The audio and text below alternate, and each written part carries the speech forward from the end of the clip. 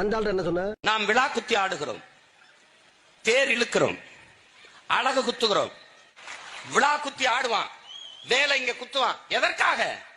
பழக்கிறான், தமிழனை பறக்கிறான். விழா காலங்களில் பழக்கிறான். டேய், வேலை குத்துனா இவ்வளவுதான்டா வலிக்கும், வாழை குத்துனா இவ்வளவுதான்டா வலிக்கும், போர் என்றவன அவ்வளவுதான் வலிக்கும், அடியா கம்ப எடுத்து கிளம்பிடுறான். இதுதான் நடக்குது. இந்த காயங்களை சிறு வயதிலிருந்தே பழக்குகிறான் தமிழன்.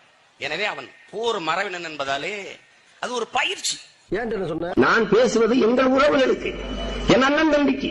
ஏன் இப்படி காட்டு மராண்டித்தனமா நீ போறான்னு நாங்க பேசுறோம்.